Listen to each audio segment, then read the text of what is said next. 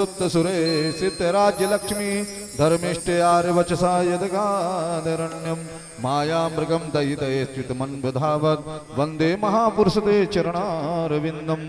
चढ़ा दीजिए बांके बिहारी जी के पास चरणों में और आशीर्वाद मांगिए और उनसे कामना करिए कि हे प्रभु आज हम आपके पास और आपसे आशीर्वाद मांग रहे हैं कि हमारे जीवन में सुखमय सुखी जीवन रहे, हमारा घर परिवार सब परिवार हमारे जीवन में जितने भी सुखमय जीवन रहे। तो आइए इसके बाद हम लोग सब चलेंगे आरती की ओर। ओम बंसी ओम जन्माद्यस्य तोन्मयादिदर्द चार्थे सविज्ञः स्वराट् तेने ब्रह्म हृदय यादि कवये मुह्यन्ति यत् सूर्य तेजो वारि मृदा यथा विनिमयो यत्र त्रिसर्गो मृषा धाम्ना स्वेन सदा निरस्तकुहकं शत्रात् परं धीमहि।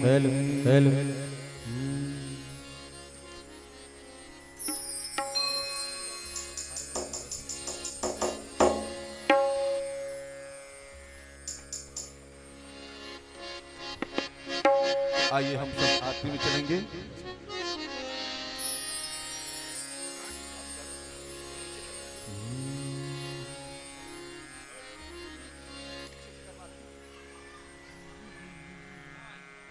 तो सभी लोग और पीछे हो जाएं, सब लोग पीछे हो गए, एक दूसरे को देते जाएंगे। यहाँ पे करने के बाद पीछे दे दीजिएगा, ठीक है ना। हाँ।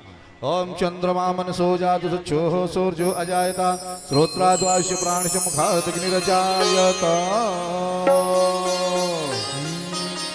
आरति अति पावन पुराण की, आरति अति पावन पुराण की, धर्म भक्ति विज्ञान की, धर्म भक्ति विज्ञान की, महापुराण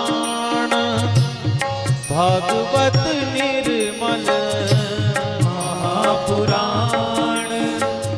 भागवत निर्मल, सुख मुख विगलित निगम कल्प फल, सुख मुख विगलित निगम कल्प फल, परमानंद सुधा रस में कल लीला रस निधान की, आरती अति पावन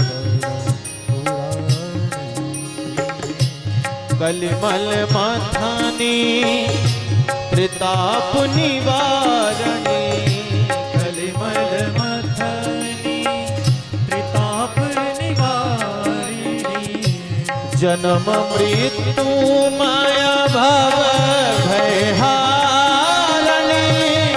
जन्म मृत्यु भव भयहारिणी, सेवत सतत सकल सुख कारिणी, सुम हो सदी हरि चरित गान की, आरती अति पावन पुराण की, विषय विलास विमोह विनाशनी, विषय विलास विमोह विनाशनी, विमल विराग विवेक विकासनी, विराग विवेक विकासिनी, भगवत तत्व रहस्य प्रकाशनी,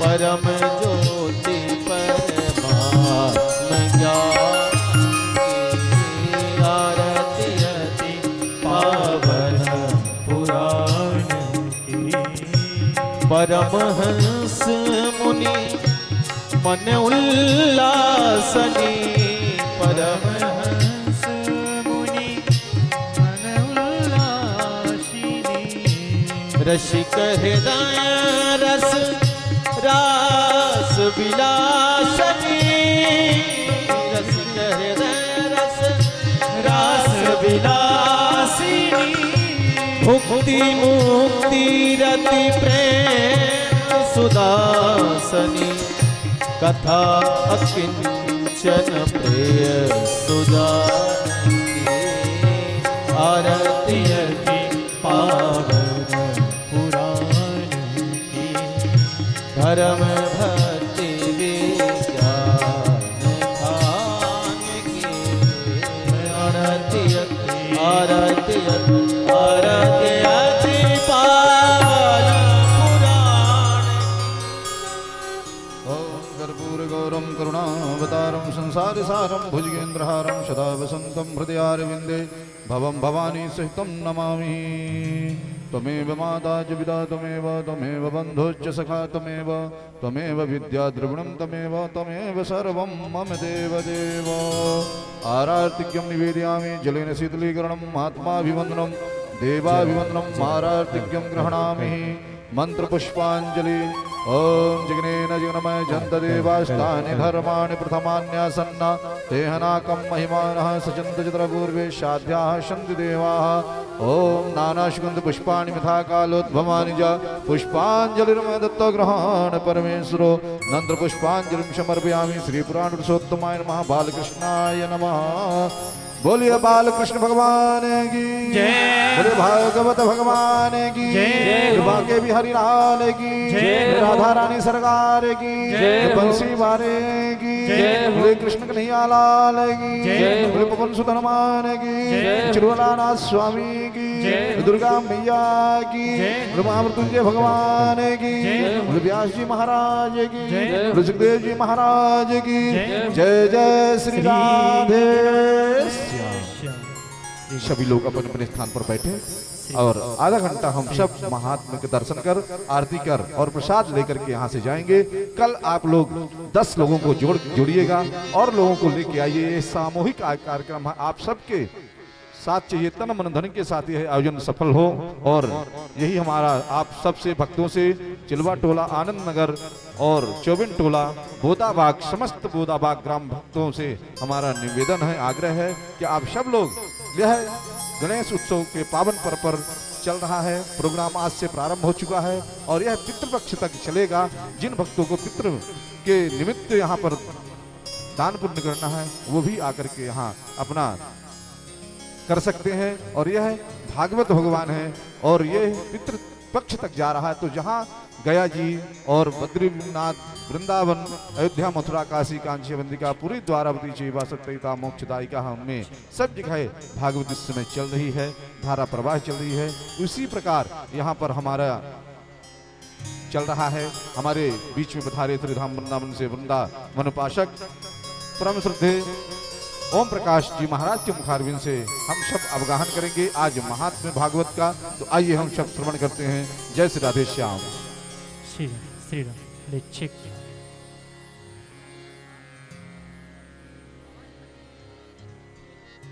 चेक चेक चेक पहले राधे राधे राधे राधे राधे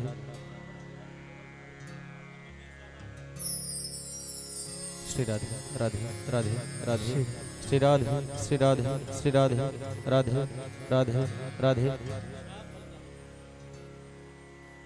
राधे राधे राधे राधे राधे राधे श्री राधे श्री राधे राधे राधे अरे चेक श्री श्री श्री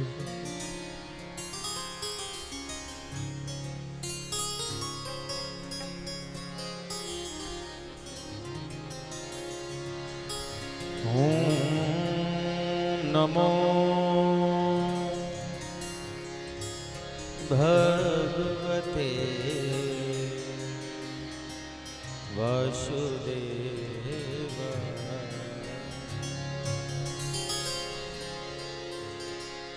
ओम नमो भगवते वासुदेव।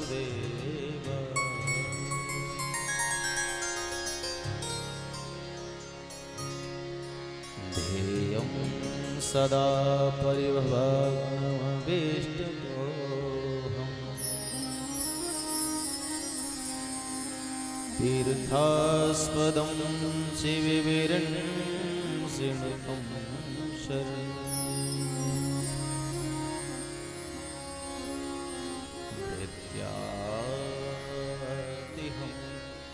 प्रणतपाल भवाधिपूतम्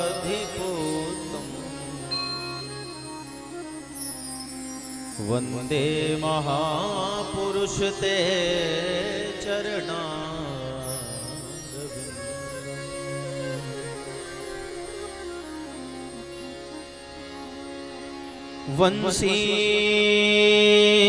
विभूषित करा नवनीरदाभा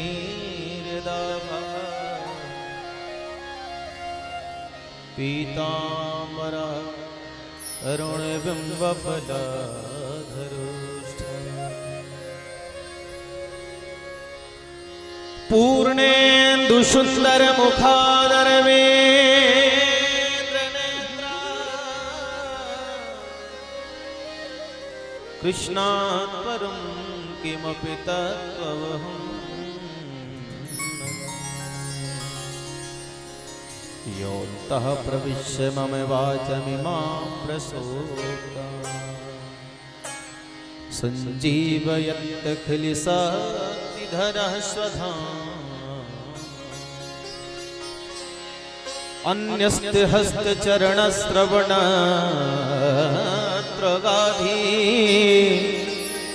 प्राणान् नमो भगवते पुरुषाय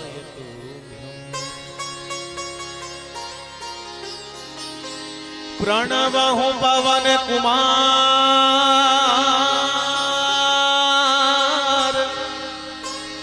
खलवन पावक ज्ञान धन जाशु हृदय आगा वशहि राम सरचा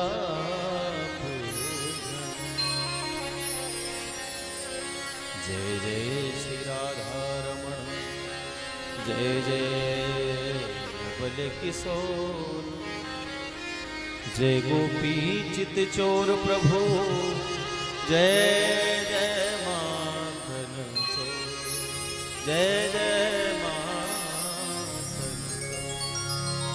बोल वृंदावन बिहारी लाल की जय बोले कृष्ण कन्हैया लाल की जय बोले सब संतों की जय बोले सब भक्तों की जय बोले भागवत भगवान की जय जय जय श्री राधे जय जय श्री राधे जय जय श्री राधे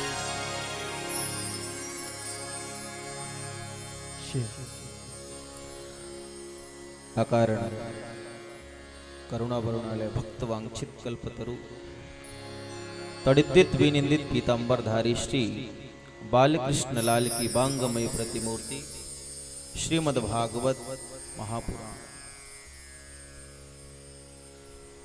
अपितु प्रत्यक्ष श्री कृष्ण एवं ही साक्षात परमात्मा कृष्ण को हम सब मिलकर के प्रणति निवेदन करते हैं।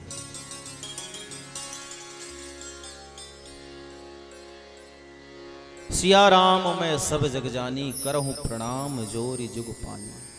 इस भाव से आप सबके हृदय में बैठे हुए सीताराम जी को राधे श्याम जी को बारंबार प्रणाम करता हूं।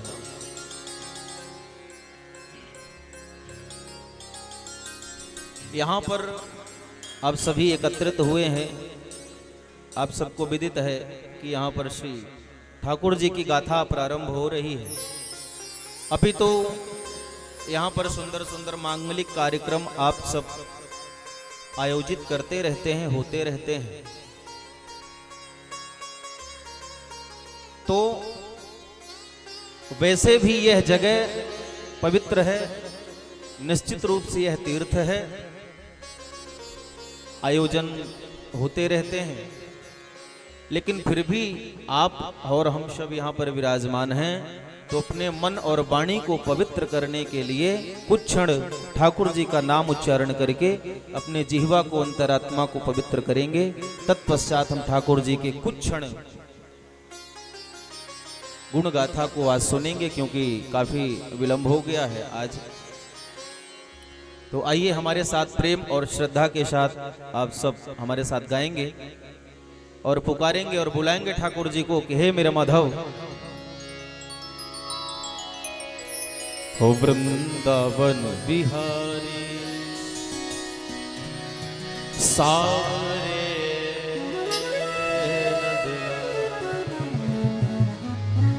कहें हे मेरे गोविंद। हो वृंदावन बिहारी सावरे नंदलाला,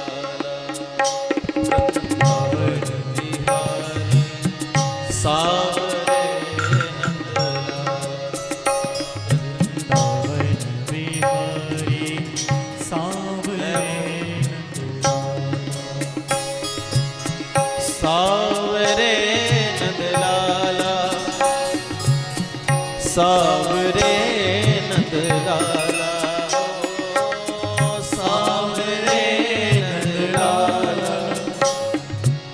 सावरे नंदलाला, हाँ सावरे नंदलाला, सावरे नंदलाला, सावरे नंदलाला, सावरे नंदलाला, मधुसूदन मुरारी सावरे नंदलाला, ओ वृंदावन बिहारी सावरे नंदलाला, सावरे नंदलाला प्यारे सावरे नंदलाला, सावरे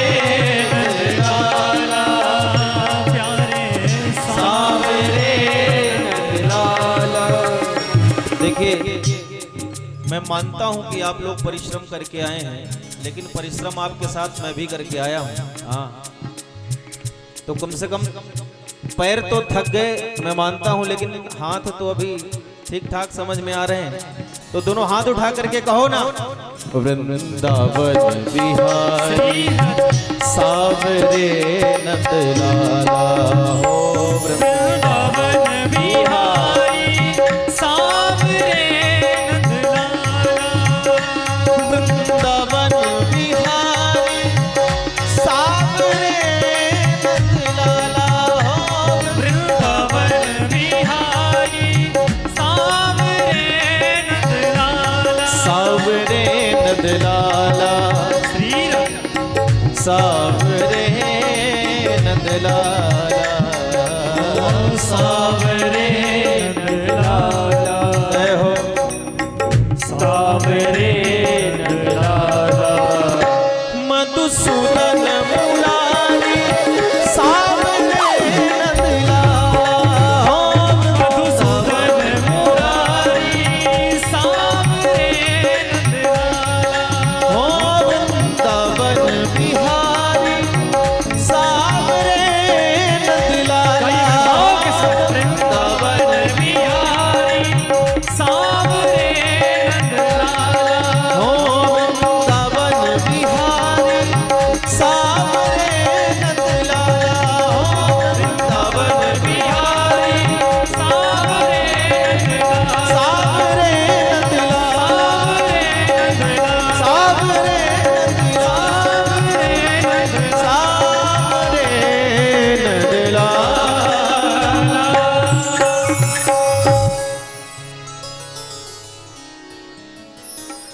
बोलो वृंदावन बिहारी लाल की जय, कृष्ण कन्हैया लाल की जय, भागवत महापुराण की जय।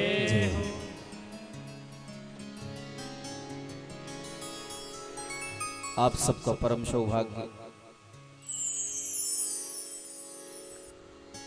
मोर मुकुट वंशीधारी श्री बालकृष्ण लाल की सुंदर गाथा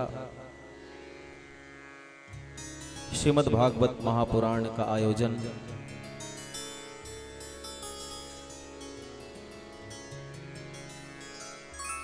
अभी तो यह कार्यक्रम प्रभु ऐसे ही सोच ले कोई कि श्रीमद् भागवत कथा श्रवण करने का, आप ये समझिए कि रीवा में या अन्यत्र अपने आसपास में कितने घर हैं, कितने घर हैं, लेकिन कथा श्रवण करने कितने लोग आए हैं। कहने का अभिप्राय ये है कि जिनके ऊपर ठाकुर जी की कृपा होती है केवल वही घर छोड़ पाते हैं, बाकी तो सब कामकाज में अपने लगे हुए हैं, रोटी और चौका बर्तन में लगे हैं। हाँ, ठाकुर जी की महती कृपा है आप सब पर, जो आप यहाँ पर विराजमान हुए हैं, आपका परम सौभाग्य है। यह कथा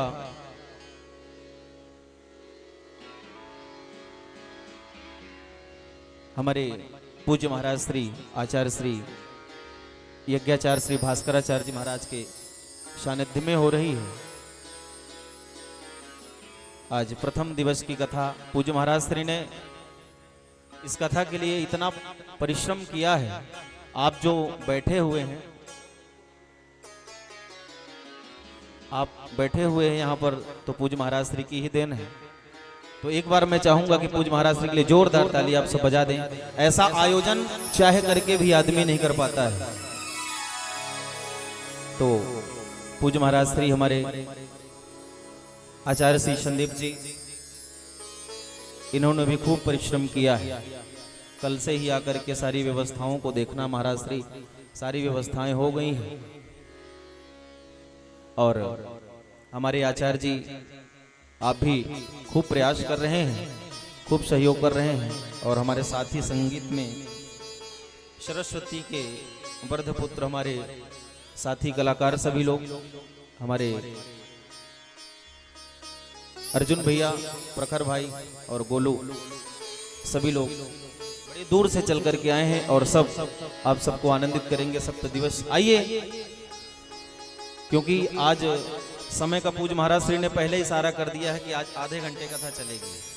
क्यों बोले, आज परिश्रम करके सब लोग आए हैं, थके हारे आए हैं, और समय का सबसे बड़ा विशेष, समय ज्यादा हो चुका है।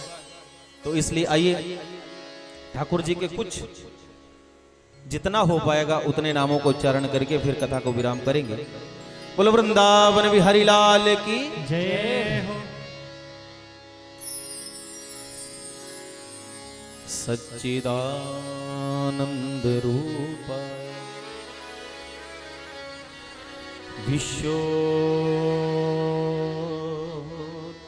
विश्वोत्पत्त्यादि हेतवे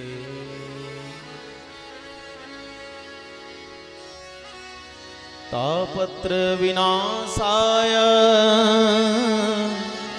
श्री कृष्णाय वयं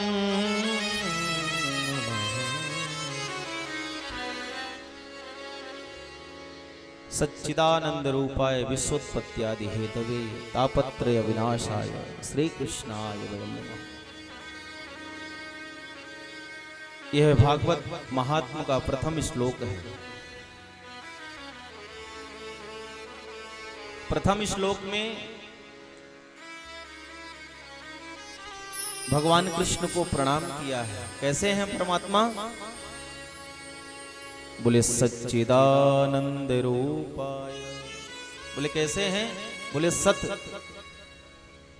सत माने होता है प्रकाश। सत्य रूप परमात्मा है और प्रकाशा स्वरूप। और कैसे हैं? बोले चिद। चिद माने प्रकाश होता है, सत माने श्री कृष्ण।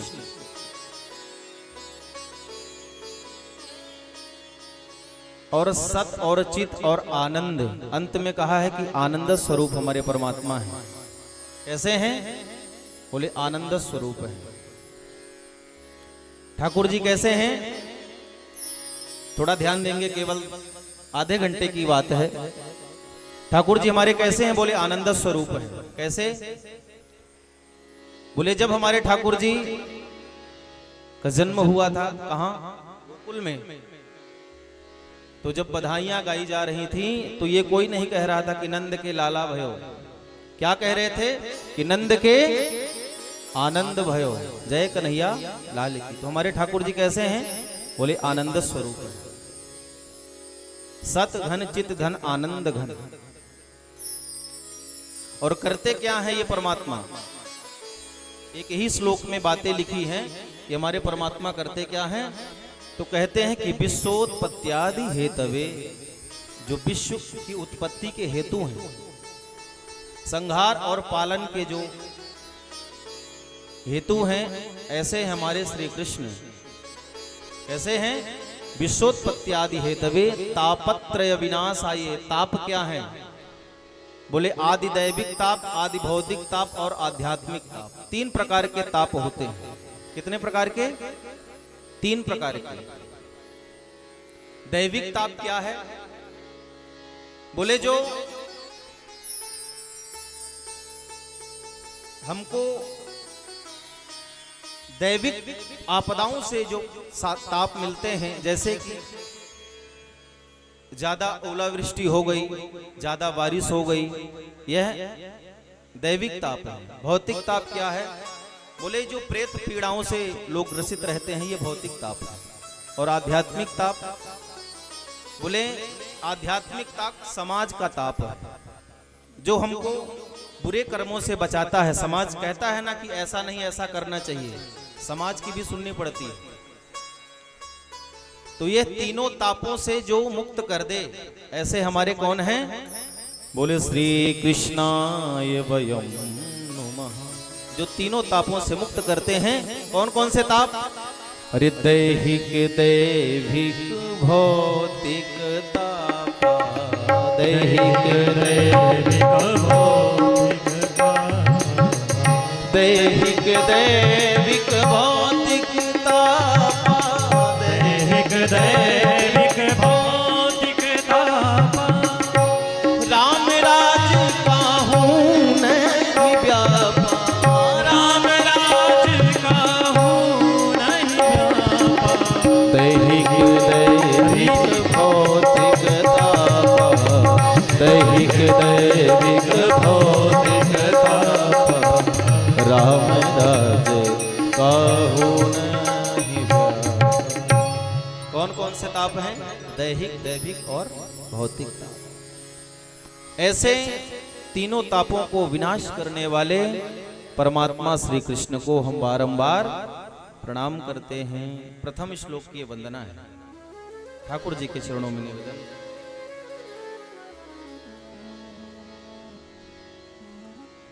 आइए हम और आप सब चलते हैं कहाँ? बोले नैमिषारण्य। कोई भी कथा प्रारंभ होती है, क्यों ना सत्यनारायण भगवान की कथा हो, वह कहां से प्रारंभ होती है? नैमिषारण्य से।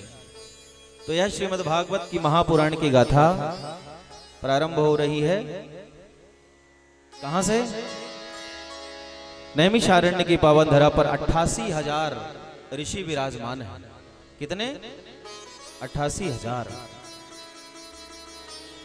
और 88,000 ऋषियों के बीच कौन पधारे हैं? बोले 16 वर्षीय श्री सूत जी महाराज, 16 वर्ष के हैं।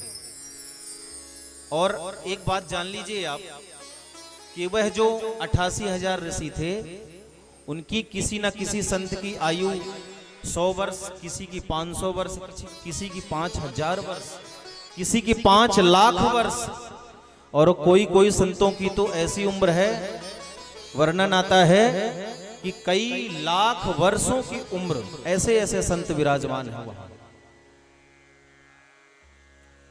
और उसी समय श्री सूत जी महाराज उस पावन धरा पर आते हैं और सभी साधु जितने भी महात्मा थे, 88,000 ऋषि, वह श्री सूत जी महाराज को देख करके खड़े हो गए।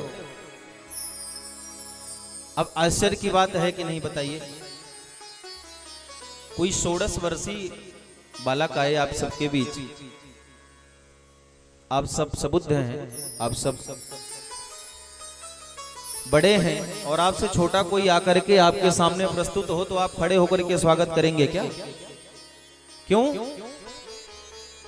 संतों ने कहा कि प्रभु उल्टी गंगा क्यों बहा रहे हो? हमको तो आपको देख करके प्रणाम करना चाहिए। श्री सूत जी महाराज कहते हैं, संतों मैं आपके चरणों में प्रणाम करता हूं, आपसे तो मैं उम्र में छोटा हूं, फिर भी आपने सम्मान दिया, मैं इस पात्र हूं।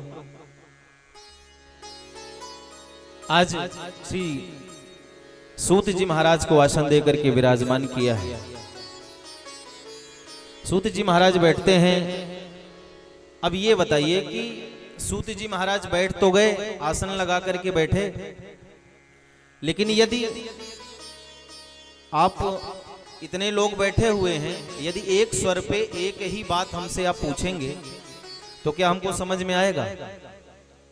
भाई एक साथ सभी लोग बोले महाराज जी हमको ये बताइए, तो एक साथ यदि बोलेंगे तो समझ में नहीं आएगा कौन क्या बोल रहा है। तो प्रधान श्रोता किसको बना दिया? बोले सौनक जी महाराज को।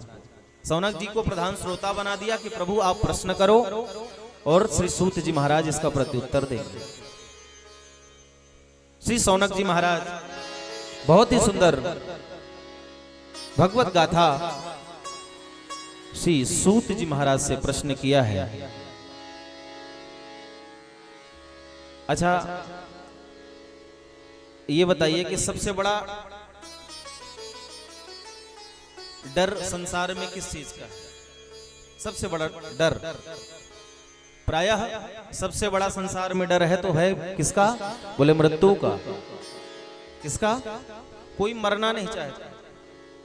हाँ 85 साल के बाबा जी को कहो कि बाबा जी अब तो भजन कर लो, उम्र हो गई है, तो बोले महाराज एक पोता और बचा है, उसकी शादी देखने फिर भजन करेंगे। अभी तो वह भजन नहीं करना चाहते। हाँ अभी भी माया में फंसे हुए हैं। सबसे बड़ा डर है मृत्यु का, कोई मरना नहीं चाहता। आज श्री सूत जी महाराज से सुंदर प्रश्न करते हैं, प्रभु चिंतामणि लोक सुखम सुरद्रुह स्वर्ग संपदम प्रयक्षति गुरु प्रीतो वैकुंठम योगी दुर्लभम। सूत जी महाराज को कहते हैं सौनक आदि ऋषि की, प्रभु आप उम्र में भले छोटे हैं लेकिन आप करोड़ों सूर्यों के समान हैं। आपका जो ज्ञान है वो करोड़ों सूर्यों के समान है। कृपा करके उस सूर्य की किरण, प्रकाश रूपी ज्ञान रूपी किरण हम कलुषित प्राणियों के जीवन में थोड़ा सा डाल दीजिए, कृपा करिए। आप करोड़ों सूर्यों के समान हैं। बहुत ही सुंदर बात पूछते हैं और कहते हैं कि प्रभु ठाकुर जी के चरणों में मन कैसे लगाएं, कैसे करें? यह मन बड़ा चंचल है, ये लगता नहीं है। अभी यहीं पर कुछ लोग ऐसे बैठे हुए हैं कि जिनको लग रहा है कि महाराज जी आरती करें और हम जाएं। हाँ कुछ की दुकान है, कुछ है, कुछ काम है, कुछ घर में खाना पीना बनाना है भाई।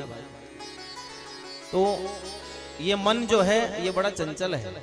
ये शरीर से तो यहाँ बैठा है लेकिन मन कहीं और रहता है। हाँ और इसकी स्पीड भी बड़ी तेज है, बुलेट को भी फेल कर रहा है। 1 मिनट में न जाने कहां अमेरिका पहुंच जाए, कहां। हाँ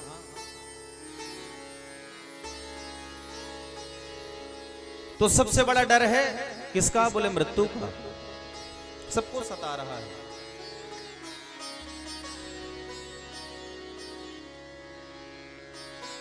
एक बार की बात, जब राजा परीक्षित को श्राप लगा, राजा परीक्षित को श्राप लगा कि 7 दिन में आपकी सर्पदंश से मृत्यु हो जाएगी। तब देवताओं को पता चला कि श्री सुखदेव जी महाराज राजा परीक्षित को अमृत पिला रहे हैं। कौन सी अमृत? बोले श्रीमद् भागवतम शास्त्रम। श्रीमद् भागवत अमृत पिला रहे हैं। वो देवताओं से रहा नहीं गया। देवता अमृत का कलश लेकर के भागे भागे दौड़े दौड़े चले आए। किसके पास? बोले सुखदेव भगवान के पास। सुखदेव जी के पास आकर के देवता बैठते हैं। सुखदेव जी ने देवताओं का स्वागत किया। आइए देवताओं, आपका स्वागत है। कहिए मैं आपकी क्या सेवा कर सकता हूं। सुखदेव भगवान से जब देवता मिलते हैं तो कहते हैं कि प्रभु मैं आपकी क्या सेवा करूं। तो देवता कहते हैं कि मैंने सुना है कि राजा परीक्षित को 7 दिन में मर जाने का श्राप लगा है। कितने दिन में? 7 दिन में। और ये 7 दिन है क्या? बोले भैया संसार में केवल 7 ही दिन हैं। हाँ, कितने दिन? 7 दिन। यदि किसी का जन्म होता है तो किसी न किसी वार में 7 ही दिन में होता है। सोम मंगल बुध बृहस्पति शुक्र शनि रवि सोम। कितने हुए? 7 ही दिन हैं। 7 दिन में ही प्राणी का जन्म होता है, 7 दिन में ही उसकी मृत्यु हो जाती है। तो बोले 7 दिन में मृत्यु का श्राप लगा है, मैंने सुना है परीक्षित को। बोले बिल्कुल आपने ठीक सुना है। तो बोले महाराज एक हमारे पास औषधि है, यदि आप राजा परीक्षित को पिला दें तो मैं आपको ये औषधि देना चाहता हूं। तो सुखदेव भगवान कहते हैं कि भाई पिला दो, क्या दिक्कत है, लाए हो पिला दो। तो देवता कहते हैं कि ऐसे नहीं, जो श्रीमद् भागवत की अमृतमयी गाथा आप परीक्षित को सुना रहे हैं, ये हम सभी देवताओं को सुना दीजिए। और जो हम अमृत का कलश लेकर के आए हैं बड़ा बहुमूल्य है, वह आप हमें सुना दीजिए।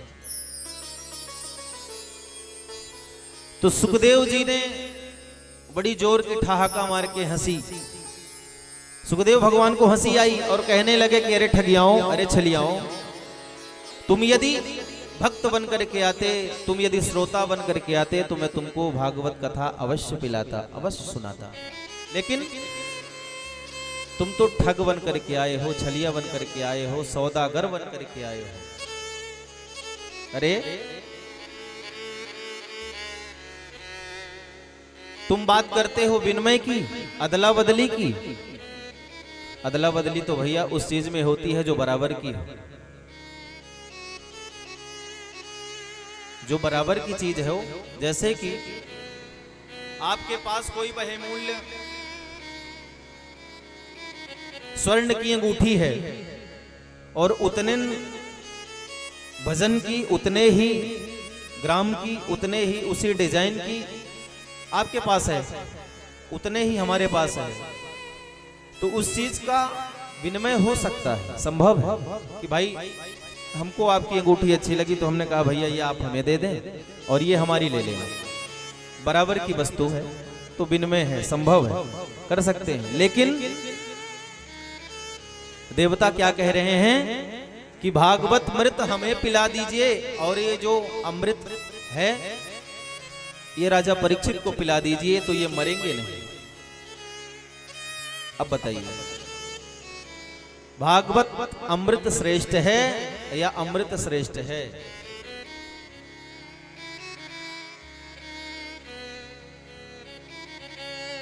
बड़े जोर से सुखदेव जी हंसे और कहते हैं अरे ठगियाओं, जब तुम आए थे ना तभी मुझे पता चल गया था कि कोई ना कोई तो स्वार्थ लेकर के आए हो तुम। हाँ, अरे तुम वही देवता हो जो महाराज दधीची के पास जाकर के उनका जीवित शरीर मांग लिया था कि महाराज आपका शरीर हमको चाहिए। हाँ, ये वही देवता हैं। एक महाराज दधीची ऋषि थे,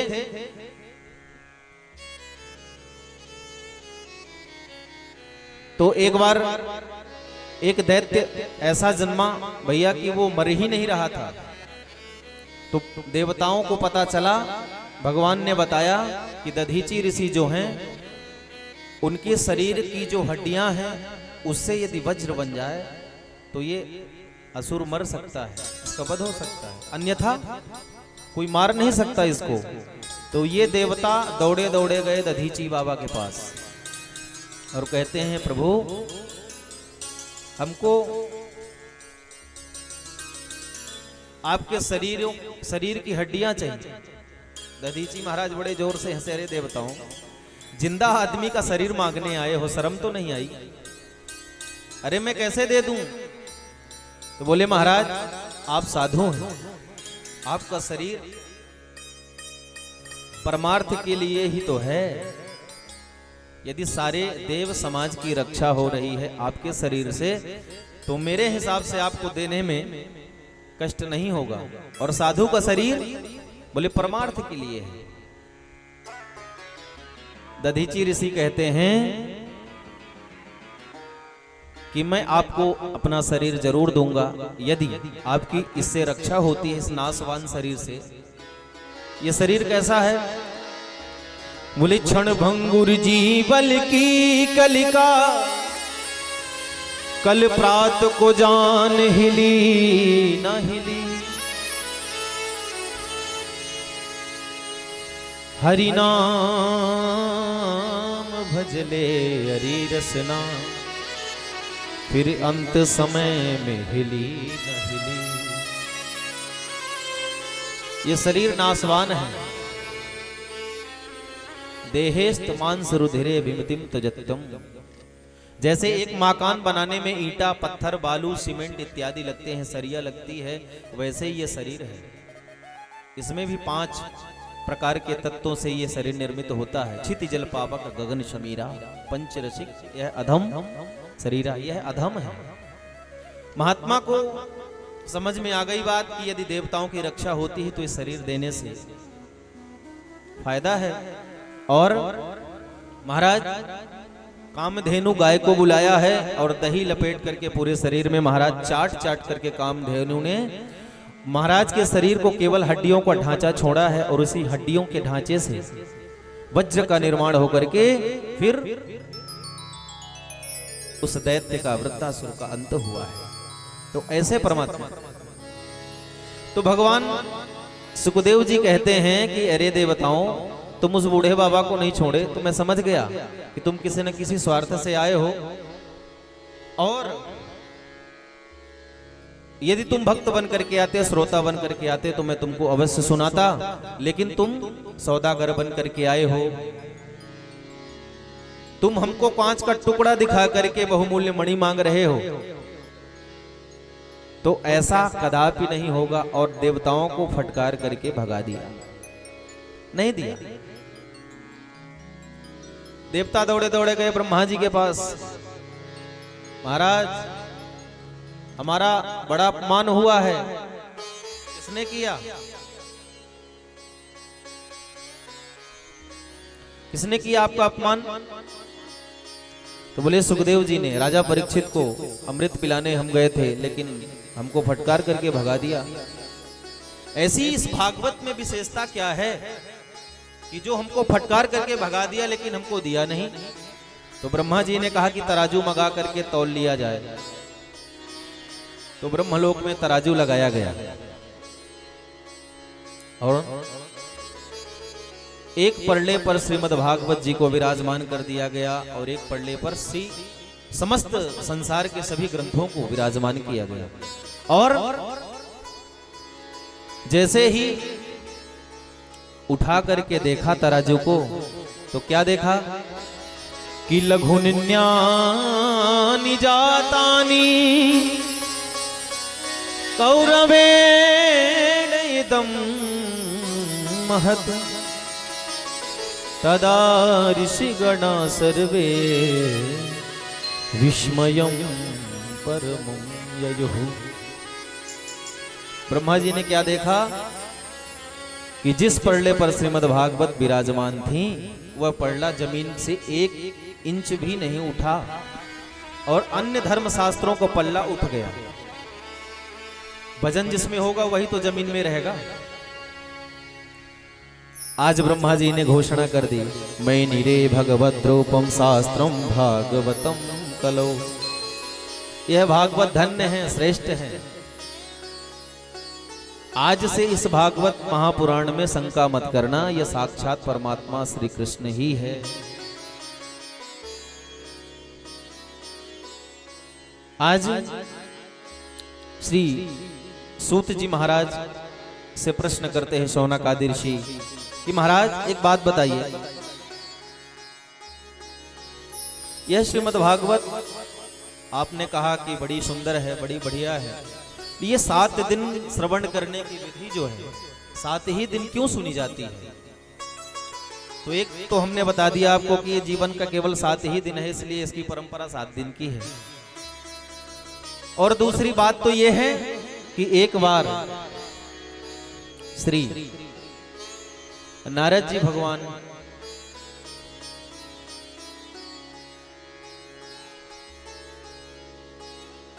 दौड़ते भागते हुए जा रहे थे, कहां कि एक दाही विशालाया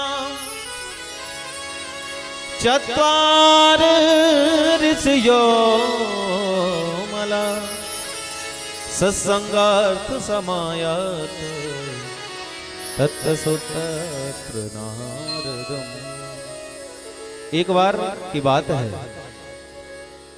बोले यह है श्रीमद् भागवत के सप्ताह विधि नारद जी ने प्रारंभ करी थी।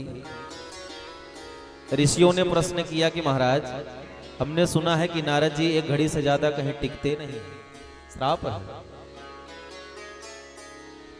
तो ये नारद जी ने कैसे 7 दिन बैठ करके कथा सुन ली, ये कुछ बात समझ में आई नहीं। कृपया हमें विस्तार से बताएं। तो एक बार की बात है, विशालापुरी नाम बद्री नारायण धाम में श्री नारद जी महाराज विचरण कर रहे थे। बड़े परेशान थे, बड़े खिन्न मना थे। नारद जी को परेशान देख करके वहां पर 4 ऋषि आए। कौन कौन? सनक, सनंदन, सनातन, सनत कुमार। जब नारद जी को कुम्हलाया हुआ चेहरा देखा ऋषियों ने तो बड़ा आश्चर्य हुआ। क्यों? बोले यदि नारद जी का इस प्रकार से चेहरा लटका हुआ है तो हम संसारिक प्राणियों का क्या हाल है? ऐसा क्यों पूछते हैं? पूछ लिया। कथम ब्रह्मण दीन मुखः कुतश्चिंता तरो भवान त्वरितम गम्यते कुत्र कुतश्चागमनम तव। अरे नारद जी महाराज, आप कहां से आ रहे हो? भागे भागे कहां जा रहे हो? आपका मुख मलिन क्यों है?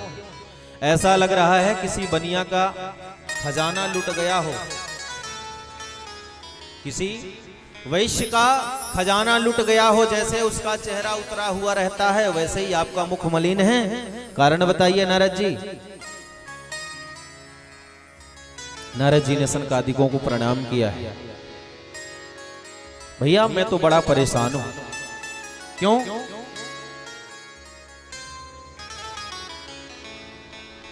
बोले इस संसार में मैं कई जगह घूमा। कहां कहां गए? बोले पुष्करम च प्रयागम च गोदा काशी गोदावरी तथा हरिक्षेत्रम कुरुक्षेत्रम श्रीरंगम सेतु बंधनम। बोले पुष्कर गया, प्रयाग गया, काशी गया, गोदावरी गया, लेकिन हमारे मन को कहीं शांति नहीं मिली। मेरा मन बड़ा खिन्न है। पहले मैं गृहस्थों के पास गया, संतों के पास गया,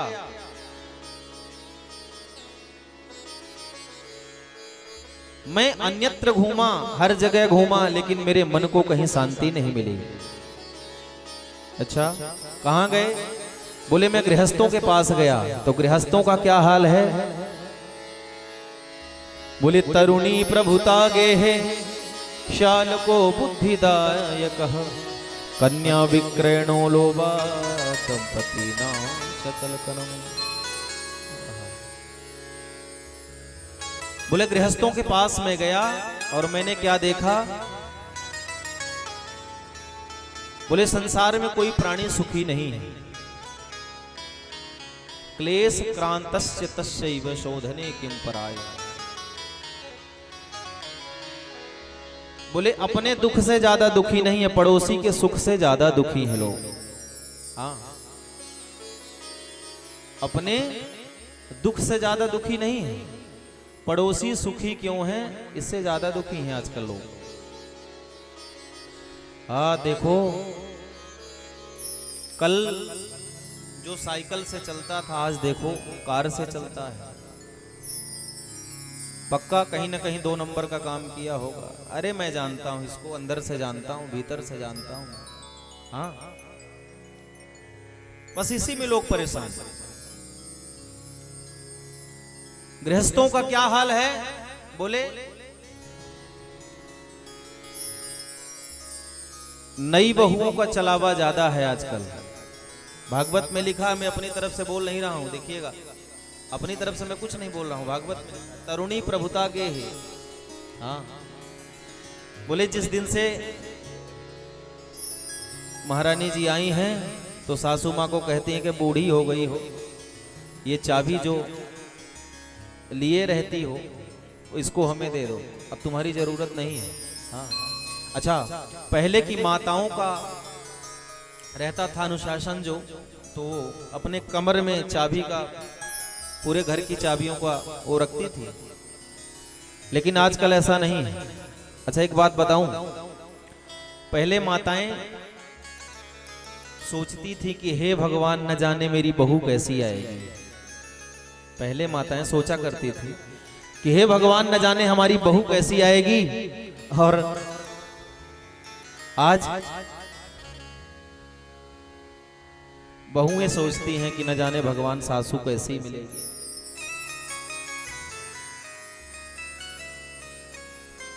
तो तरुणी प्रभुता गेहे श्यालको बुद्धिदायक। बोले बुजुर्गों का तो कोई काम रहा नहीं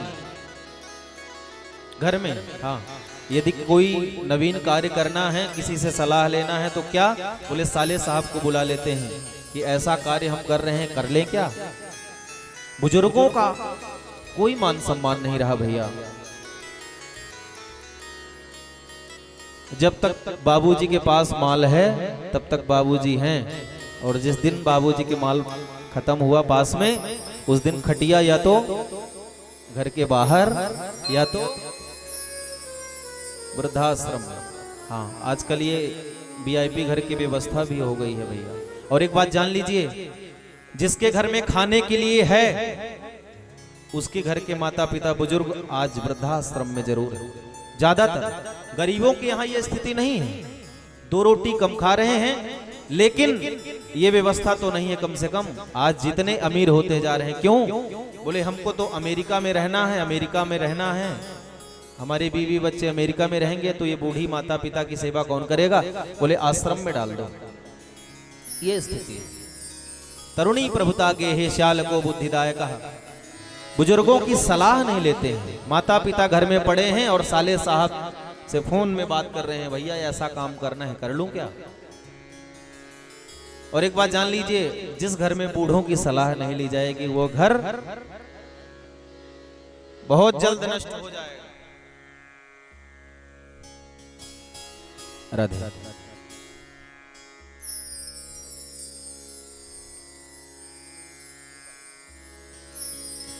जिस घर में बूढ़ों की सलाह नहीं ली जाएगी उस घर का बंटा ढार होगा, ये निश्चित है। अपने घर के बूढ़ों की सलाह लो। एक बार की बात है, एक बिटिया की शादी तय हुई तो उसमें एक शर्त आई। शर्त क्या आई, बोले बिटिया पक्ष के पिताजी ने, बिटिया के पिताजी ने कहा कि मैं शादी तो करूंगा, लेकिन एक शर्त है। शर्त क्या है, बोले हमारे पूरे बारात में कोई भी बूढ़ा नहीं आना चाहिए। विवाह एक ही शर्त पे होगा, यदि कोई बूढ़ा आ गया तो मैं बारात लौटा दूंगा। तो जो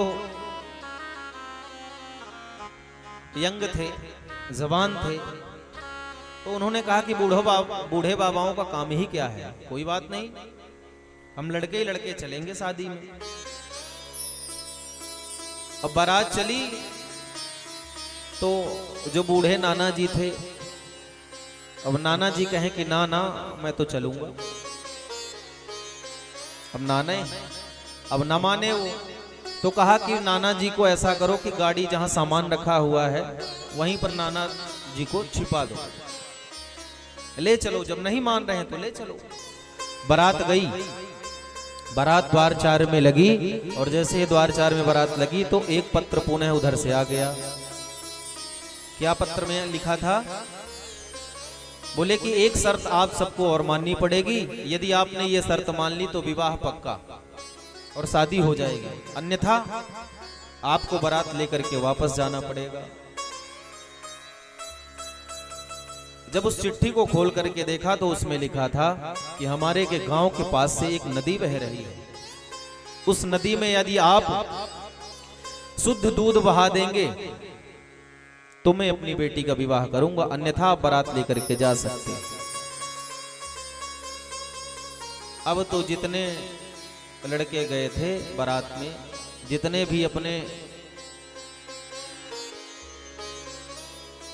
अपनी बुद्धि लगाई सबने, और कहा कि भैया इतनी बड़ी नदी में दूध कैसे बहाएंगे,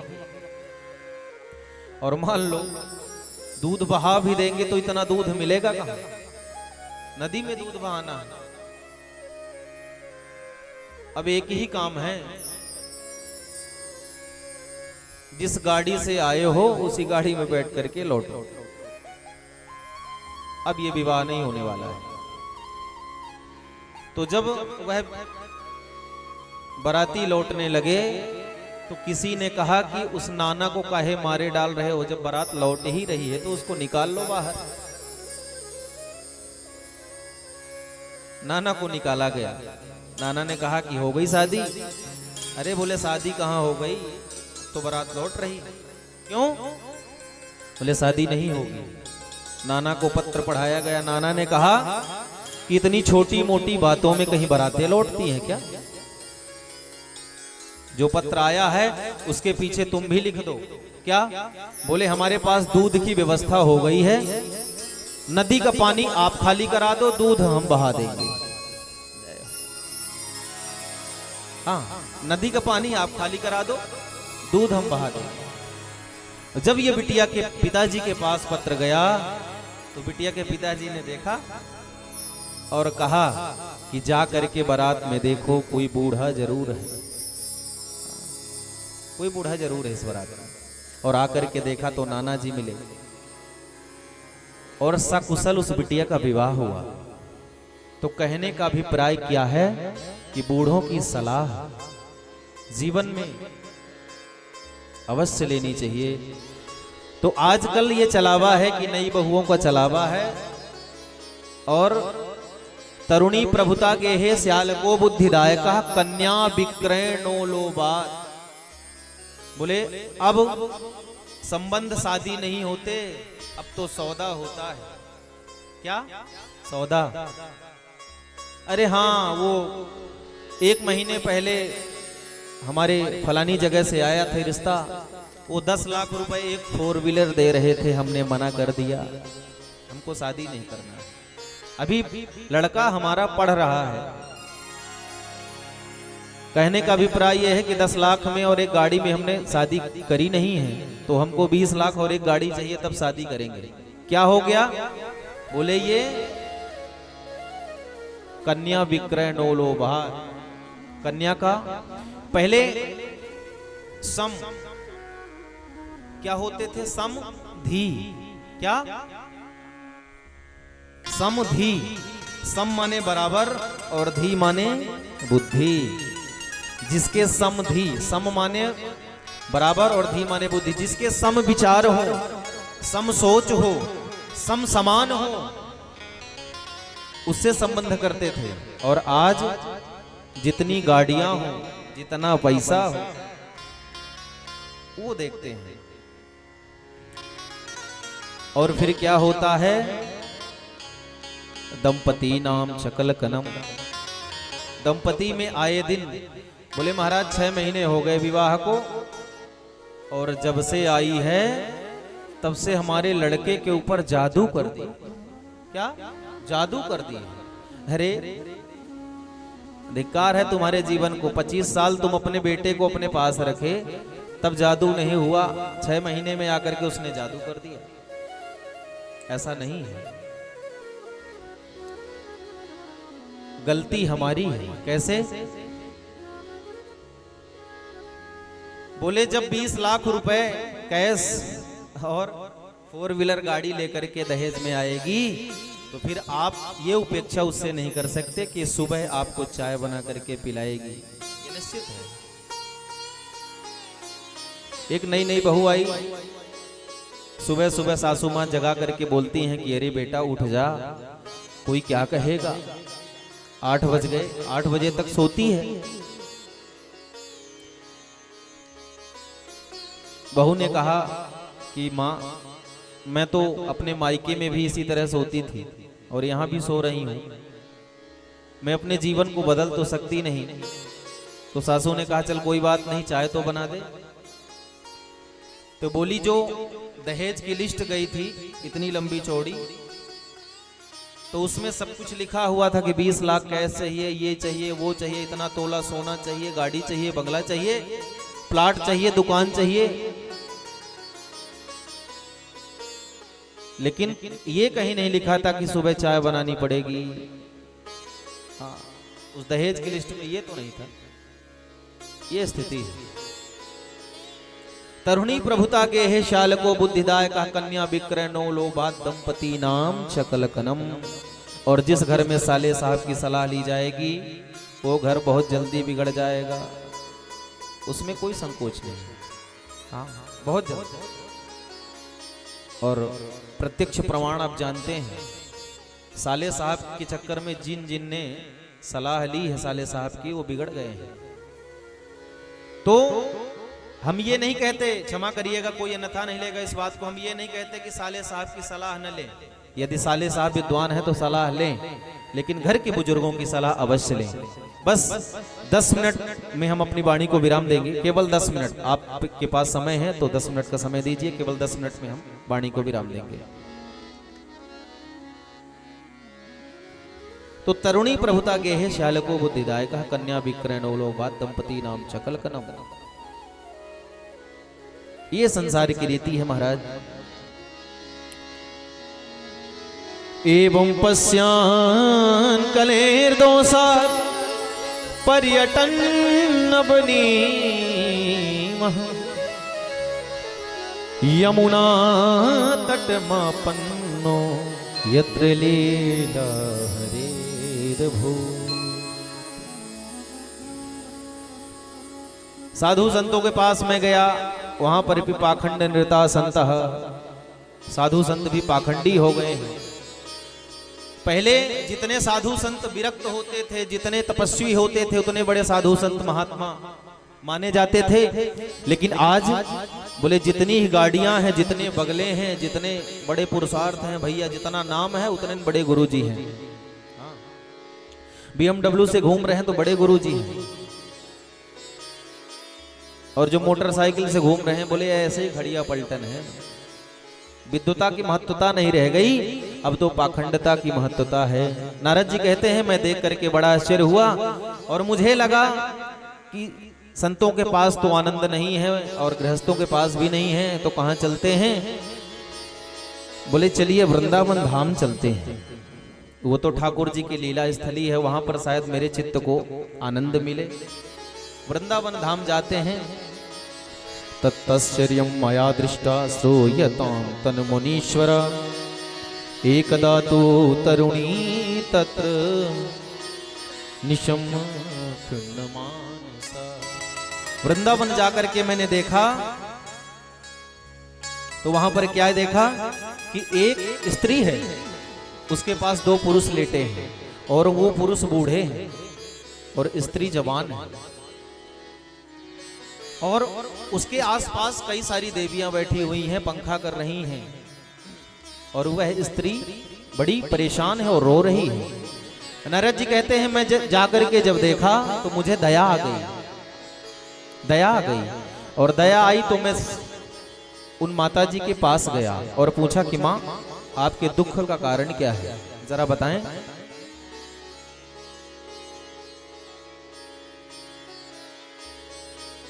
भक्ति माता उनका नाम था, वृंदावन में वो निवास करती थी।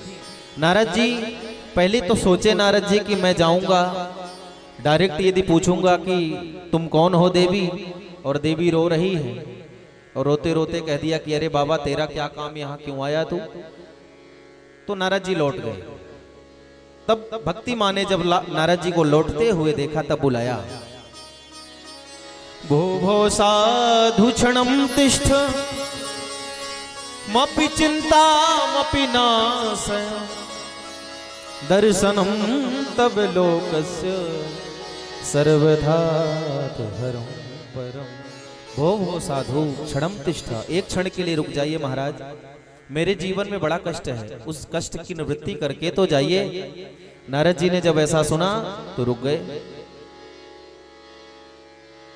संत का तो हृदय भैया, संत हृदय नवनीत समाना, माखन की तरह पिघल जाता है। और संत जी नारद जी लौट करके जाते हैं, भक्ति मैया से पूछते हैं माँ कौन हो। बद देवी सविस्तारम स्वस्य दुखस्य कारणम, आपका दुख का कारण क्या है मुझे बतलाएं,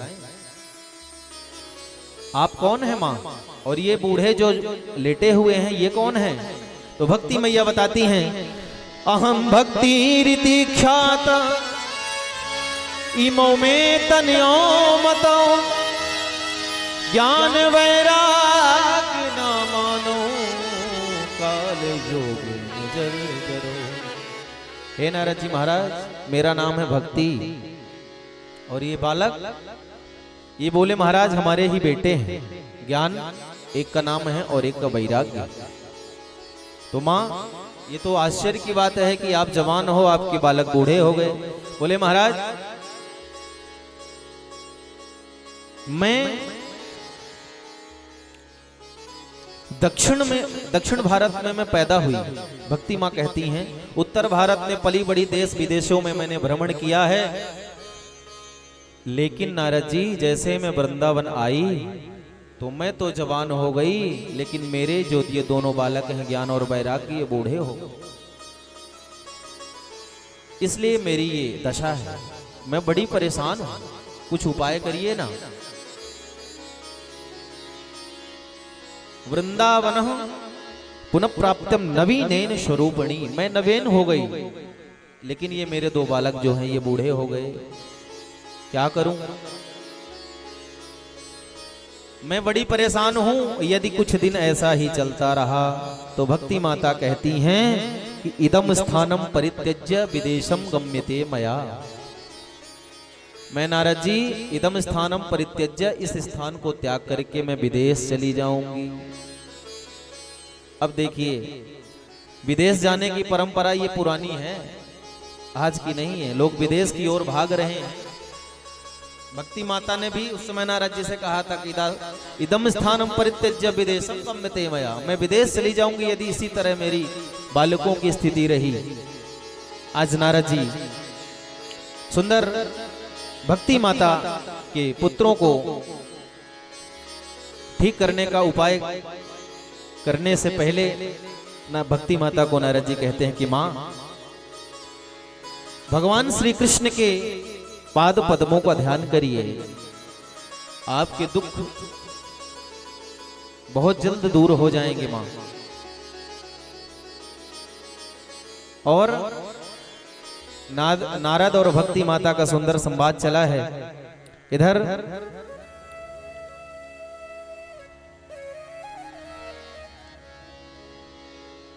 नारद जी की महिमा भक्ति माता गाती हैं कि नारद जी मुझे विश्वास हो गया है कि यदि आप हमें मिल गए हैं तो हमारे पुत्रों का कल्याण जरूर हो जाएगा।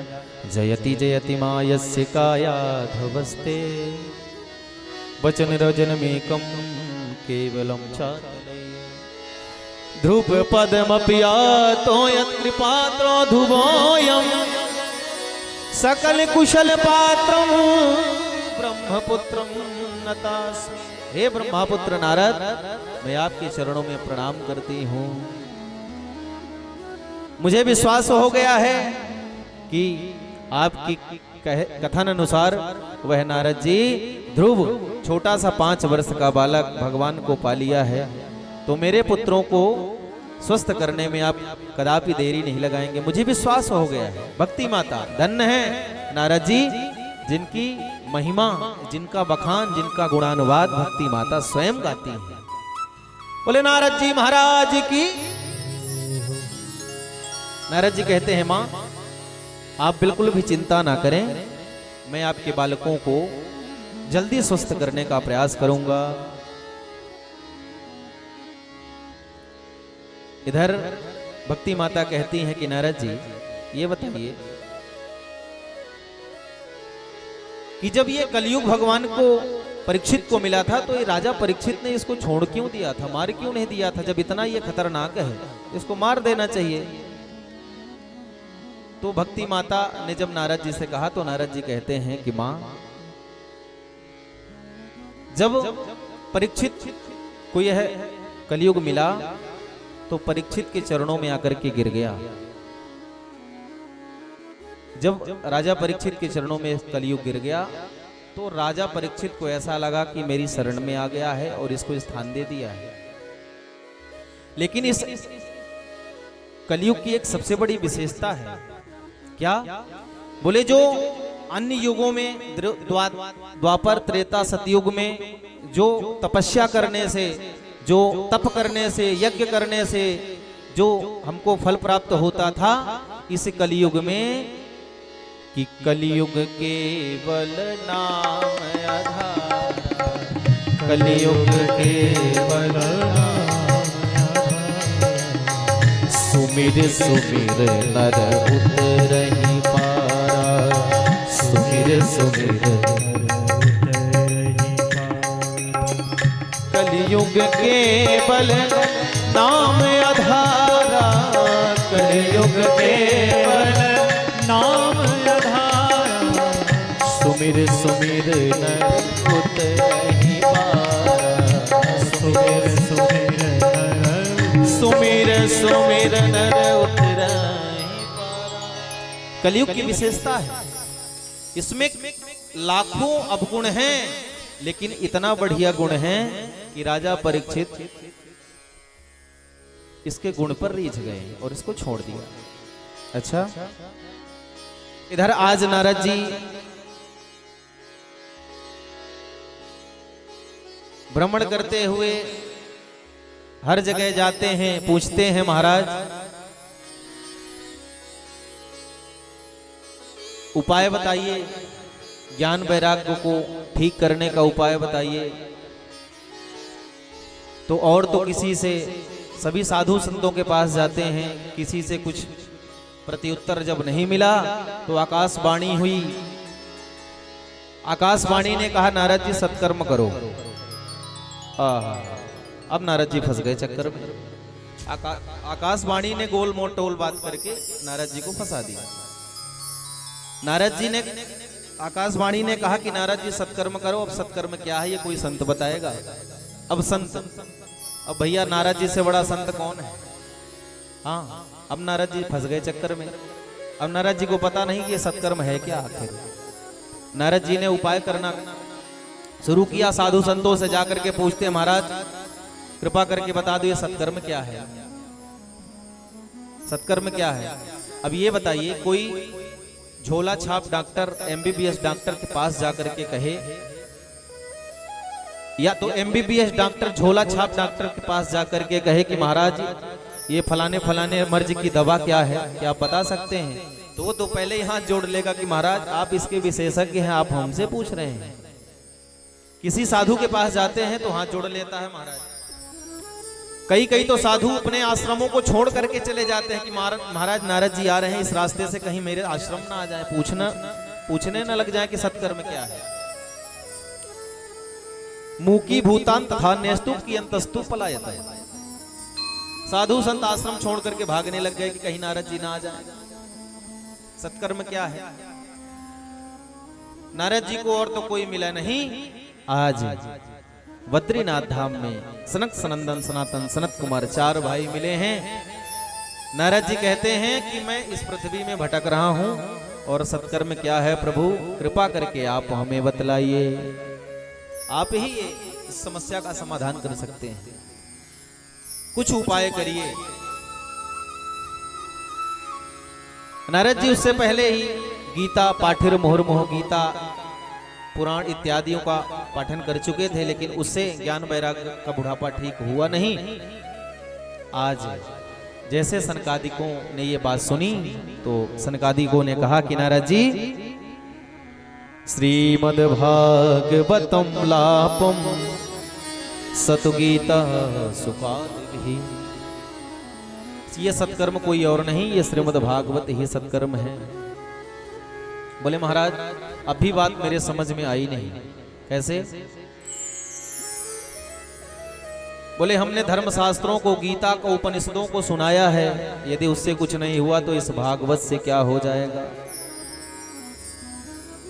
तो सुंदर उदाहरण देते हैं कि देखो ऐसा है कि कभी कभी बड़े से बड़े मर्ज की दवा बड़े से बड़ा डॉक्टर नहीं कर पाता है, और छोटे से छोटे वैद्य के पास जाओ और क्षणिक में ही वो कुछ अपनी चूरन चटनी दे करके ठीक कर देता है। कभी कभी ऐसा होता है, जो बड़ी बड़ी दवाइयां बड़े बड़े डॉक्टर नहीं कर पाते, छोटी सी दवाई इंजेक्शन से ठीक हो जाता है। जैसे उदाहरण दिया नारद जी ने। नारद जी को सनकादिकों ने कहा कि नारद जी ये भागवत ऐसे ही है जैसे पूड़ी काटते काटते महाराज तेल खत्म हो जाए, घी खत्म हो जाए। पूड़ी काटते काटते घी खत्म हो जाए और कोई कहे कि ये घी कहां से निकलता है? बोले दूध से। बोले बाकी बची हुई पूड़ियां दूध से निकाल लो, तो क्या पूड़ियां बनेंगी? बताइए, बन जाएंगी पूड़ियां? नहीं बनेंगी। यदि पूड़ी बनाना है तो उस दूध को जमाना पड़ेगा, जमा करके उसको मथना पड़ेगा, मथ करके उसका मक्खन निकालना पड़ेगा, और मक्खन निकालने के बाद उसको पका करके उसका घृत निकालना पड़ेगा, तब पूरी अच्छी। अच्छा महाराज अभी भी बात समझ में नहीं आई नारद जी की। तो सनकादिक कहते हैं कि नारद जी आम का फल कितना मीठा होता है। आम तो आप सब खाए होंगे, मीठा होता है कि नहीं? आम का फल कितना मीठा होता है। यदि कोई विचार करने लग जाए कि आम का फल जब इतना मीठा है तो इसका वृक्ष कितना मीठा होगा, और फल छोड़ करके वो वृक्ष को चबाने लग जाए, तो बोले वो स्वाद आएगा क्या? वो स्वाद आएगा? बोले स्वाद तो नहीं आएगा, 2-4 दांत और टूट जाएंगे। स्वाद वाद तो आएगा नहीं। तो जब ऐसे उदाहरण दे करके नारद जी को सनकादिकों ने समझाया, तब सनकादिक कहते हैं कि प्रभु मैं समझ गया कि सत्कर्म चाहे जितना कर लो, चाहे वेद शास्त्र जितना पढ़ लो, लेकिन जब तक आप जैसे संतों का शरण ग्रहण नहीं करेंगे तब तक काम बनने वाला नहीं है। संत का क्या स्वभाव है? बोले संत अकारण करुणा करुणालय है, अकारण ही करुणा कर देते हैं। एक बार एक नदी में बिच्छू बहता हुआ जा रहा था। एक संत जी वहां पर स्नान कर रहे थे। संत जी उस बिच्छू को विचार करते हैं कि यदि मैं पकड़ूंगा नहीं तो ये बह जाएगा। उसको पकड़ करके बाहर रखते हैं। उसने डंक मारा, हाथ से छूट गई बिच्छू, फिर बहने लग गई। संत ने कहा बह जाएगी यदि पकड़ूंगा नहीं। फिर पकड़े उसको, फिर उसने डंक मारा, फिर छूट गई हाथ से। कई बार ऐसा हुआ तो एक व्यक्ति ने कहा कि अरे बाबा पागल हो गए हो क्या? ये बार बार तुमको डंस कर रही है, मार रही है डंस, और तुम इसको बार बार पकड़ रहे हो। तो बाबा ने कहा कि यह एक बिच्छू होकर के, यह एक जीव होकर के जब ये अपना स्वभाव नहीं बदल सकती है तो मैं अपना बचाने का स्वभाव कैसे बदल लूं? मैं अपनी कृपा कैसे बदल लूं? जब ये बिच्छू होकर के अपना स्वभाव नहीं बदल रही है, बार बार मुझे डंक मार रही है, तो मैं इसको बचाने से कैसे पीछे हट जाऊं? तो संत का स्वभाव ऐसा है और आइए यहीं पर आज की वाणी का विराम करेंगे। बाकी जो भी कथाएं हैं आप कल ठीक यहाँ पर कितने बजे आएंगे? कितने बजे आएंगे? 2:30 बजे। कितने बजे? कल से ठीक 2:30 बजे से 6:30 बजे तक का समय रहेगा आप सबके पास। 7 बजे तक का तो आप समय का ध्यान रखेंगे, ठीक है ना? ठीक 2:30 बजे आकर के आप सब विराजमान हो जाएंगे यहाँ पर। और आइए भजन का आनंद लेते हुए आज के कार्यक्रम का यहीं पर विराम करेंगे और कहेंगे क्या कि संतन के संग लागी रे तेरी अच्छी बनेगी, संतन के संग लागी रे तेरी अच्छी बनेगी, संतन के संग लागी रे तेरी अच्छी बनेगी, अच्छी बनेगी तेरी बिगड़ी बनेगी, अच्छी बनेगी तेरी बिगड़ी बनेगी, अच्छी बनेगी तेरी बिगड़ी बनेगी, अच्छी बनेगी तेरी बिगड़ी बनेगी। हुए तेरो बड़ भाग रे सभी गाइए हरि तेरी अच्छी बनेगी, हुए तेरो बड़ भाग रे। ताली की सेवा करते हो सभी लोग। तेरी अच्छी बनेगी,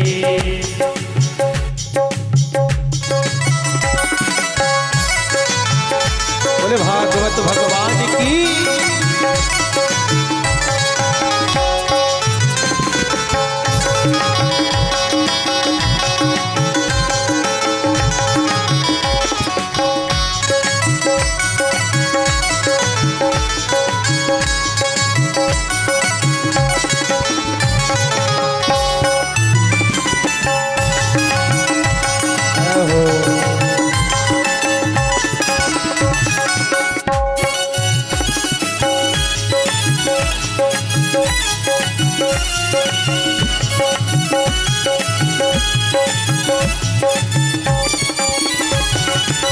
संतन संग करी पुण्य कमाए, संतन संग करे पुण्य कमाई, संतन संग करी पुण्य कमाए, संतन संग कर पुण्य कमाई, होए तेरो बड़ भाग रे तेरी अच्छी बनेगी, होए तेरो बड़ भाग रे तेरी अच्छी बनेगी, संतन के संग लाग रे तेरी अच्छी बनेगी, संतन के संग लाग रे तेरी अच्छी और बनेगी। दुनिया आजकल प्रमाण मांगती है हर चीज का। संसार कहता है कि यदि अच्छी बनेगी महाराज आप कह रहे हो तो इसका प्रमाण क्या है कि बन ही जाएगी। और यदि बनी है तो बताइए किसकी किसकी बनी है। ध्रुव जी की बन गई, प्रहलाद जी की बन गई, ध्रुव जी की बन गई, प्रहलाद जी की बन गई, ध्रुव जी की बन गई, प्रहलाद जी की बन गई, ध्रुव जी की बन गई, प्रहलाद जी बन गई।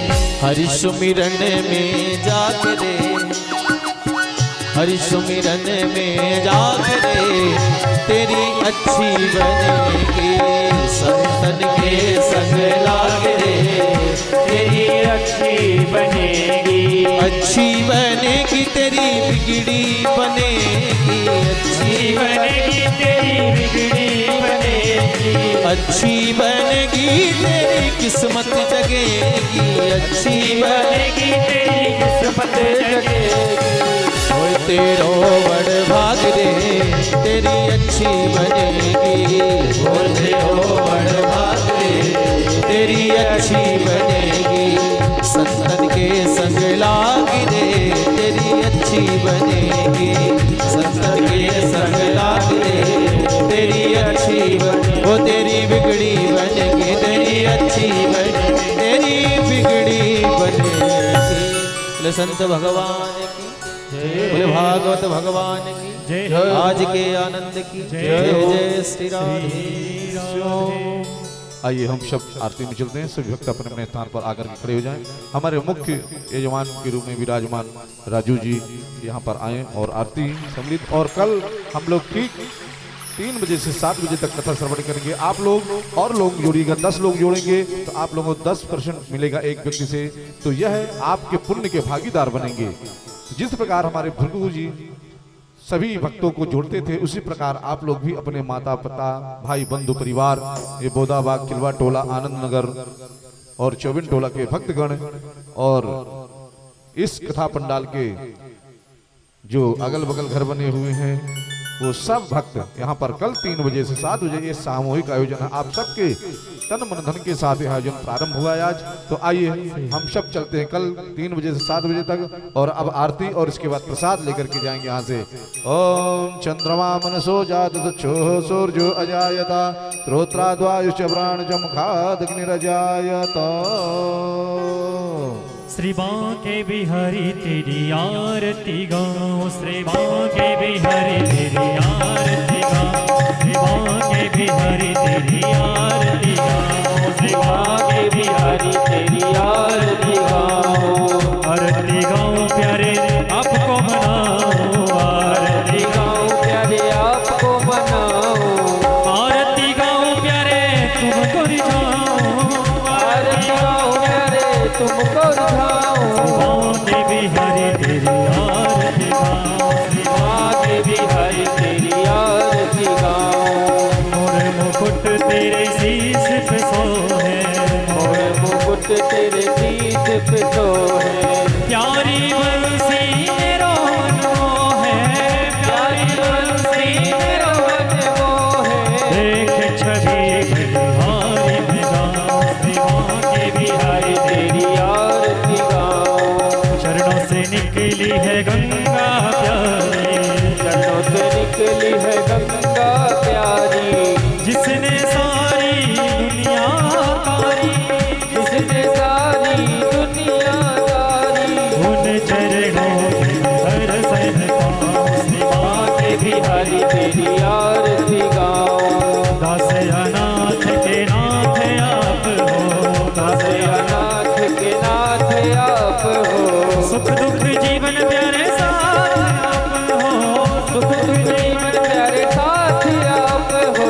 उन चरणों में शीश नवाऊं, श्री बांके बिहारी तेरी आरती गाऊं। संग सोहे वृषभानु दुलारी, संग सोहे वृषभानु दुलारी।